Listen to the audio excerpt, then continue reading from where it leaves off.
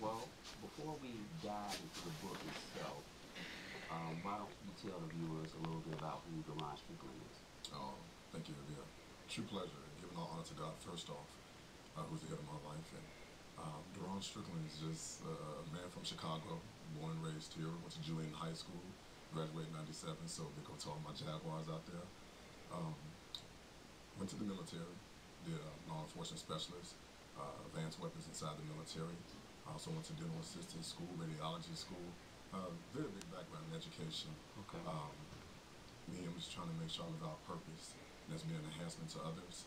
Trying to help people get out of their own way. Like Will Smith in the movie Hitch. Okay. That was one of his favorite lines, help people get out of their own way. So that's what I'm trying to do.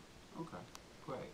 Now, the book itself, again, the title is Foundation. And why don't you tell us, I read the book, but I'll let you explain it. Okay. Explain a little bit about it yourself. Tell us about Foundations. Foundations actually came from a paper that I wrote in college. We were in English class and we had to write about something that was dear to us. Seeing that I grew up without a father, like a lot of us did, looked at my mom and her situation, trying to understand why she didn't want to get married or anything like that. When I found out there were certain things that was missing. Talked about them inside the book, which is communication, trust, loyalty, and respect, and how to actually build relationships.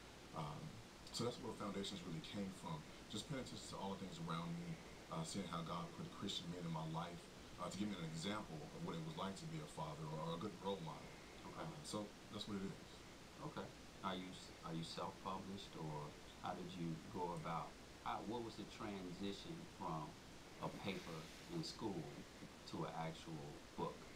Well, there was a gentleman, Pastor Isaac in Dallas, who came way from Maryland, and he heard me just speaking to some students in our school about relationships, and I was just doing what I always do, just talking about that foundation. He saw how the young lady was responding to it and actually invited me over to his studio to shoot a TV show. From that TV show came the book. He told me that viewers would actually love to have something to read and have substance and value in.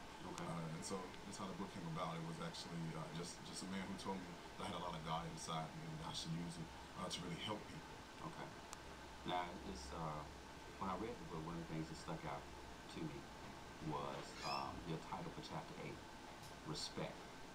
The hardest thing to get and the easiest thing to lose. I thought that spoke so true. Could you speak a little bit about that? Just the whole idea of respect and what role it plays within a solid relationship. Well, I came from the aspect looking at the word adore. The word adore means to hold to the highest esteem, the highest honor.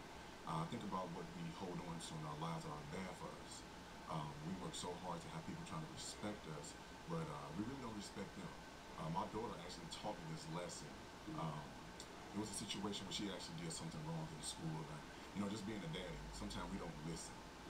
And I was so upset with her that I actually took her to my mom's house, and my mom called me back about 10, 15 minutes later talking about how my daughter was mad at me. She said she was acting just like me. And so I called myself, getting back in the car, being mad at her. I go over there to the house, and I'm like, get in the car, Jalen. And she was like, that's Daddy's voice. He used his daddy's voice. No, I didn't get what she was saying, but then she showed me how much attention she pays to me. We get in the car and she says, you always put on this daddy voice when you get mad at me. Jalen, go to your room. Jalen, do this. Jalen, do that. And the other time she said, I always just talk to her. She said that's one thing she loved about me the most, is that she can talk to Daddy like I was just a friend. So that chapter was really actually dedicated to her, because I see how as parents, like I said, we get lost sometimes in the fact that we are parents, that we should actually walk what we talk. So that's where it really came from. Now, there are a bunch of relationships